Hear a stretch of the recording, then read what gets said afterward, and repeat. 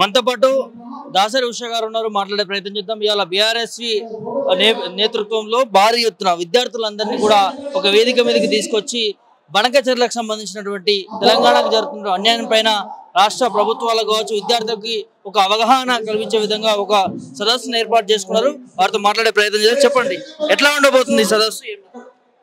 ఇప్పటికే మీరు చూస్తూ ఉంటేనే ఎంతో మంది, అసలు కేవలం యువకులు మాత్రమే కాదు, మహిళా యువకులు అంటే యువతీలు కూడా వస్తున్నారు. మరి విద్యార్థినులు నేడు ఇంత పెద్ద ఎత్తున వచ్చే విధంగా జరిగింది అంటే, ఏర్పాటు అయింది అని అంటే కేవలం ఇప్పుడు చేస్తున్నటువంటి కాంగ్రెస్ పార్టీ ఈ బనకచెర్లకి మన తెలంగాణ రాష్ట్రం నుంచి కాంగ్రెస్ అధికారంలోకి వచ్చిన తర్వాత ఎన్నో మోసమాటలు చెప్తే ఈ బనకచెర్ల అనేది ఆంధ్ర ప్రభుత్వం తీసుకొచ్చే ప్రాజెక్ట్.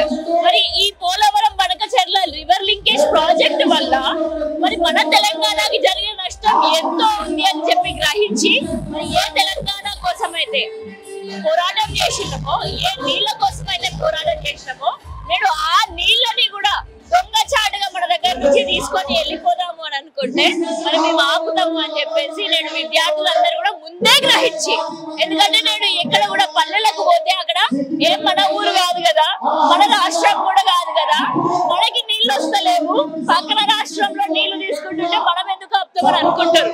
కానీ విద్యార్థులందరికీ కూడా ఒక ఇంటెలెక్చువల్స్ ఫీల్డ్ గా మేమందరం కూడా ముందే గ్రహించి తప్పకుండా దీన్ని ఆపాలి.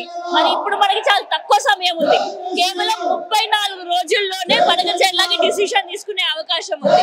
మరి ఈ బనకచెర్లని 34 రోజుల్లోనే కాదు, ఒక్క రోజులో రేపే కూడా మీరు ప్రాజెక్ట్ లింకేజెస్ ఏ అనుమతులు లేకుండా కూడా మీరు ప్రారంభం చేద్దాము అని అన్నా కూడా మేము ముందు వరుసలో ఉండి ఆపుతాము అని చెప్పేసి విద్యార్థులందరూ నేడు హాజరవ్వడం జరిగింది. ఇక్కడ రెచ్చగొడతా ఉంది విద్యార్థులు అని చెప్పి కూడా కొంతమంది కాంగ్రెస్ నేతలు అన్న, ఇప్పుడు మేము అధికారంలో ఉన్నామా? బీఆర్ఎస్ పార్టీ అధికారంలో ఉందా? రెచ్చిపోయి వచ్చేటోళ్ళ విద్యార్థులు అంత తెలివి లేకుండా ఉన్నామా? చదువుకున్న వాళ్ళం కాదా? అందరం కూడా చదువుకున్న వాళ్ళమే. ఇంకొకటి, కాలేజీలలో యూనివర్సిటీలలో ఎన్నో సమస్యలు ఉన్నాయి. మేము ఏ యూనివర్సిటీకి పోయినా అక్కడ మహిళా విద్యార్థులను కలిసినప్పుడల్లా వాళ్ళు ఎన్నో సమస్యలు మాకు చెప్తున్నారు. మమ్మల్ని హాస్టల్ లోపలికి ప్రవేశించకపోతే హాస్టల్లో ఉన్న విద్యార్థులు బయటికి వచ్చి వాళ్ళ సమస్యలు మాకు చెప్తున్నారు. లోపలికి రాని అట్లా మిమ్మల్ని మేమే బయటకు వస్తాము అని చెప్పేసి ఆ విధంగా యూనివర్సిటీ విద్యార్థులు అందరూ కదిలి పర్మిషన్ లేకపోతే వాళ్ళ బయటికి వచ్చి వాళ్ళ సమస్యలు చెప్పుకుంటున్నారు. కాబట్టి మేము రెచ్చగొట్టడం కాదు, యూనివర్సిటీలో ఉండే విద్యార్థులు, కాలేజీలలో ఉండే విద్యార్థులు సమస్యలని భరించలేక స్కాలర్షిప్లు రావట్లే, రియంబర్స్మెంట్లు అవ్వట్లే, ఓవర్సీస్ స్కాలర్షిప్ సెకండ్ విడత ఇంకా విడుదల కాలేదు, హాస్టల్స్ చూడండి, గర్ల్స్ హాస్టల్స్ కనీసం ఓయూ కాలేజ్ చూడండి, OU college hostel, OU hostel చూస్తే మీకు అర్థమవుతుంది. కనీసం ఉండడానికి కూడా వాళ్ళ వాష్రూమ్స్ కూడా విద్యార్థులే నడుపుకుంటున్నారు. అట్లాంటి పరిస్థితి వచ్చింది. నిజాం కాలేజీలలో రూములు లేక అల్లడిల్లి పోతున్నారు. నిజాం కాలేజ్ మేము మొన్న వెళ్ళినప్పుడు వాళ్ళు చెప్తున్నారు, పైసలు కట్టినాం, నీడి కట్టినాం, వాళ్ళు రిసిప్ట్ కాపీ కూడా మాకు ఇచ్చిళ్ళు, కానీ రూమ్ ఇస్తలేరు, మాకు వెళ్ళలేదు. సో ఈ విధంగా మేము రెచ్చగొట్టట్లేదు, ఉన్న సమస్యలను తెలుసుకొని బయటకు వచ్చి టీఆర్ఎస్ విద్యార్థి విభాగం ఇంకా బలపడుతుంది. తెలంగాణకి ఎట్టి పరిస్థితుల్లో అన్యాయం చేయనీయమని ముఖ్యమంత్రి అంటా ఉన్నాడు కదా. ప్రతిదీ బీఆర్ఎస్ పార్టీ ఏ విషయంలో అయినా రాజకీయం చేసుకుంటూ ముందుకు పోతా ఉంది, తెలంగాణ ప్రజలని ఒక సెంటిమెంట్ రెచ్చగొడతా ఉందంటారు. ముఖ్యమంత్రి గారు రేవంత్ రెడ్డి గారు అసలుకైనా పాలన అనేటిది కనిపించట్లేదు మన తెలంగాణలో. మొత్తం తెలంగాణని ఎట్లా దోపిడీ చేద్దాం, హెచ్సియు క్యాంపస్ కి పోతే అక్క మా భూముల్ని వదలలేదు, గట్లాంటి ముఖ్యమంత్రి మేము నమ్ముతామా అనే పరిస్థితి. మరి అట్లాంటిది ఏ ముఖ్యమంత్రి గురించి మాట్లాడుతున్నాం మనం నేడు? ఏ ముఖ్యమంత్రి మన తెలంగాణలో ఏ ప్రాజెక్ట్ జరిగినా ఇక్కడ అడ్డేసి ఇప్పుడు ఆంధ్రప్రదేశ్ లో బనకచెర్ల ప్రాజెక్ట్ జరుగుతున్న దానికి గ్రీన్ లైట్ ఊపుతూ మనకి ఇక్కడ ఎట్లాంటి మాటలు మాట్లాడారు? బనకచెర్ల గురించి డిస్కషనే రాలేదంటాడు.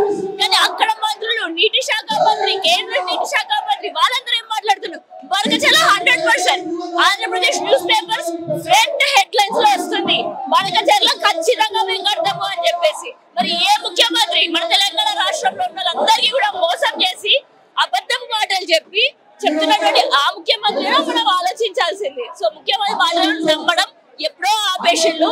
ఆయన విద్యార్థులతోటి మీటింగ్ పెడితే కూడా మనం వింటారు ఎట్లాంటి మాటలు మాట్లాడతారు, బూతు పురాణం తప్ప. మొన్న ఒక మీటింగ్ లో 40 సార్లు కేసీఆర్ గారి మాట విప్పాడు. ఆయన మీటింగ్ లో కేసీఆర్ సార్ మాట లేనిదే మీటింగ్ లేదు ఆయనది. మరి అట్లాంటి కేసీఆర్ సార్ మా తెలంగాణ తొలి ముఖ్యమంత్రి కేసీఆర్ సార్ కానీ ఇప్పుడున్నటువంటి ముఖ్యమంత్రి రేవంత్ రెడ్డి గారు అని చెప్పి ఎవరు గుర్తించరు కూడా గుర్తించట్లేదు. ఎట్లా ఉండబోతుంది?